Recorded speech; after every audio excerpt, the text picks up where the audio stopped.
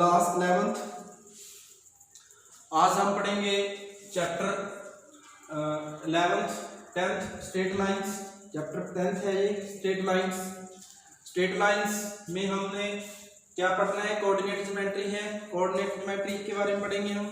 तो इससे पहले हमारे जो ज्योमेट्री पढ़ी है आपने, वो पढ़ी है अपनी यूक्लिडियन ज्योमेट्री। यूक्लिडियन ज्योमेट्री में क्या पढ़ा है आपने, कोई आपको एंगल बनाने दे दिया छोटी क्लास 6th-7th में, या कोई आपको थ्योरम दे दी, आपको प्रूफ करनी, ठीक है। ये सर्कल्स पढ़ा है आपने क्लास 10th में। इस तरीके के जो थ्योरम्स पढ़ी हैं इनके बेस पे, ट्रायंगल के बेस पे जो कुछ भी पढ़ा है वो सारा क्या यूक्लिडियन ज्योमेट्री है। तो अब है हमारे पास कोऑर्डिनेट ज्योमेट्री।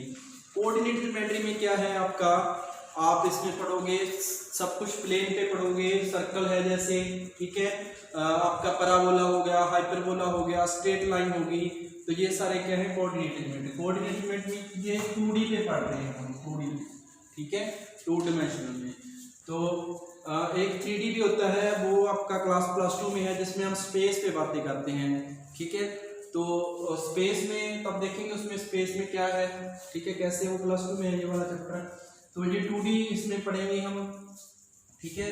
तो जैसे ये इस प्लेन पे ये पॉइंट है x y के, ठीक है, x y के प्लेन है, ये एक लाइन बना दी हमने, ठीक है। तो ये क्या है, एक मैथमेटिकल स्टेटमेंट है, एक mathematical statement which show the relation x y coordinate. x y के जितने भी कोऑर्डिनेट हैं उनके बीच क्या शो कर रहा है, ये रिलेशन शो कर रहा है ऑफ ऑल पॉइंट्स, जितने भी पॉइंट हैं। देखो x के यहाँ पे कोई पॉइंट लागू होगा, यहाँ पे बहुत सारे पॉइंट होंगे ना x y के, इनफाइनाइटली मैनी पॉइंट्स होंगे x और y के। यहाँ पे x की वैल्यू कुछ और है, यहाँ पे y की और है, x की और है, y की और है, ठीक है।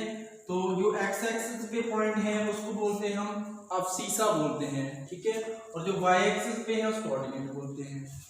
तो coordinate of all points on A curve is called equation बोलते हैं। इसको क्या बोलते हैं, इक्वेशन बोलते हैं। किसको बोलते हैं, एक mathematical statement which shows relation. यदि कोई शब्द नहीं आता तो मैं बोल भी रहा हूँ साथ के साथ, mathematical statement which shows relation x y coordinate. Coordinate ये वाला, जैसे x की वैल्यू 1 है, यहाँ पे मान लो x की वैल्यू 1 है यहाँ पे, और y की 1 है, तो 1 1 यहाँ पे पॉइंट आ गया ऐसे, ठीक है, ये कोऑर्डिनेट है।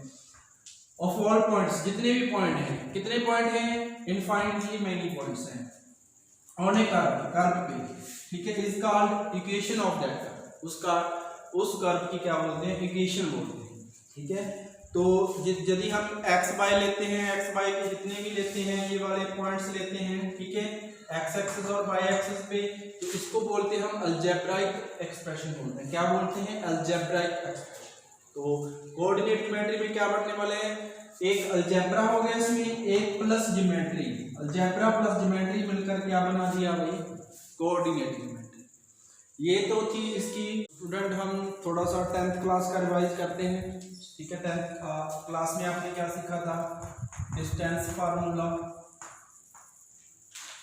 डिस्टेंस फार्मूला, 2 पॉइंट यदि आप गिवन है, मान लो P और Q 2 पॉइंट गिवन है, इसके कोऑर्डिनेट है x y। 2D पे हम कौन से लेते हैं, पॉइंट कौन से लेंगे, x y लेंगे, और x y z 3D में लेते हैं, ठीक है, कोऑर्डिनेट। तो P Q के क्या है, x1 y1, और P के है x1 y1, और Q के है x2 y2। तो डिस्टेंस फार्मूला लगाना है, तो क्या करेंगे हम, P Q की डिस्टेंस निकालनी है, तो कौन सा फार्मूला लगाते हैं, x2 - x1 का स्क्वायर प्लस y2 - y1 का स्क्वायर। तो ये देखते हैं कैसे आया। मान लो ये PQ है, स्ट्रेट लाइन है PQ, ठीक है। इस पे क्या है कि आपने के पास ये पॉइंट है x1 y1, ठीक है, ये कोई पॉइंट है x2 y2, ठीक है। तो यहाँ तक पॉइंट क्या है आपका, x1 है, यहाँ पर पूरा क्या है, x2 है। तो आपने ये वाली लेंथ निकालनी है इसके बीच में, ठीक है। तो ये वाली लेंथ निकालनी है, तो कैसे निकालेंगे, x2 में x2 को x1 में से क्या कर देंगे, सब्ट्रैक्ट कर देंगे, इसलिए हमने क्या लिखा, x2 - x1, ठीक है। PQ निकालनी है, ये परपेंडिकुलर है, ठीक है। तो इस पे फार्मूला लगा देंगे ये वाला, ये भी x2 होगी ना फिर।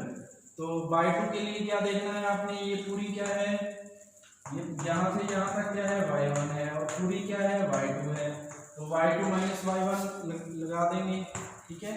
तो x2 - x1 का स्क्वायर प्लस y2 - y1 का स्क्वायर, ठीक है, ये पी क्यू निकालनी थी, पी क्यू का स्क्वायर किसके इक्वल होता है, base square plus perpendicular square.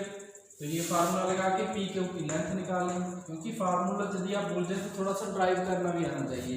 यदि मान लो ये फार्मूला बोल के तो आप ऐसे ड्राइव करके भी देख सकते हो। अब एक किया था आपने area of triangle, area of triangle क्या है, तो क्या लिखेंगे हम 1/2 मॉडुलस x1, यहाँ पे लिखेंगे y2 minus y3 plus x2, x2 के साथ क्या लिखेंगे y3 minus y1 plus x3, x3 के साथ क्या लिखेंगे y x1 हो गया, y2 minus y3 plus x2 y3 minus y1 और x3 लिख लिया तो y1 माइनस y2। ठीक है, तो ये क्या है, कैसे याद रखना है आपने इसको 1 2 3, ये बस सीरियल वाइज याद रखना है। जैसे 1 ले लिया, x1 ले लिया तो 2 3, ठीक है, तो y2 y3 आ गया, फिर 2 ले लिया तो 3 1 आ गया, फिर 3 ले लिया तो 1 2। ठीक है, इस तरीके से एरिया ऑफ ट्रायंगल है, ऐसे आ गया ये। इसको ऐसे भी बना के दिखा सकते हैं हम। ठीक है, जो पॉइंट लेके जो आपकी ट्रायंगल बनेगी जो भी, उसको भी हम ऐसे दिखा के उसको भी हम ये वाला एरिया ऑफ ट्रायंगल निकाल सकते हैं। और ये मॉडुलस क्यों लिया, क्योंकि जो डिस्टेंस है, जो लेंथ है, वो कभी भी नेगेटिव नहीं हो सकती। तो स्टूडेंट देखते हैं हम सेक्शन फार्मूला। सेक्शन फार्मूला में क्या है, एक पॉइंट है P है, P पे कोऑर्डिनेट है x1 y1 और Q पे है x2 y2। ठीक है, तो यहाँ पे कोई पॉइंट है R, यहाँ पे R पॉइंट है, तो हमने क्या करना है, सेक्शन फार्मूला लगाना है। तो सेक्शन फार्मूला के यहाँ पे पॉइंट निकालने कौन से आएंगे, कोऑर्डिनेट निकालने R पे।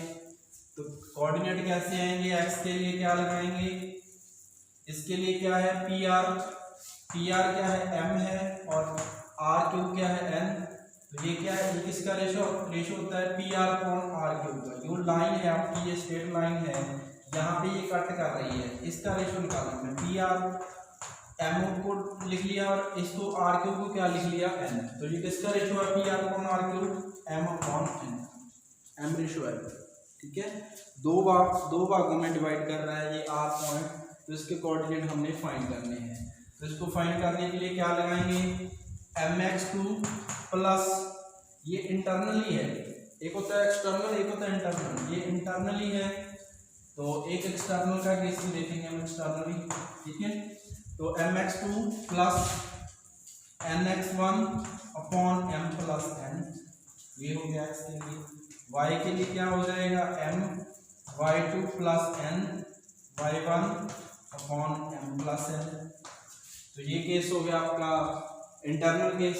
एक्सटर्नल में क्या है, एक पॉइंट है P और Q, एक पॉइंट है P और Q और एक पॉइंट R है। R एक्सटर्नल में बाहर से इसको दो भागों में बांट रहा है, PR को डिवाइड कर रहा है R को। ठीक है, PR को और R को। ठीक है, तो यदि अगर मैं लिख दूं इसको m मान लूं तो ये क्या है, डबल हो जाएगा। ठीक है, क्योंकि पॉइंट है वो एक्सटर्नल बाहर से इसका रेशो है, R जो है रेशो बाहर से दे रहा है। तो इसका मीनिंग क्या है कि PR क्या है, सारा PR लिख रखे हैं, PR ये सारा m है और ये n है, इसकी वैल्यू निकालनी है। ठीक है, तो इसमें कैसे लिखेंगे, इसके कोऑर्डिनेट कैसे निकालेंगे, यदि ये x1 y1 है, यहाँ पे x2 y2 है एक्सटर्नल के लिए, तो क्या लिखेंगे, x is equal to m x2 minus n x1 upon m minus n, और y के लिए m y2 minus n y1 upon m minus n, तो फिर ये लिख देंगे हम।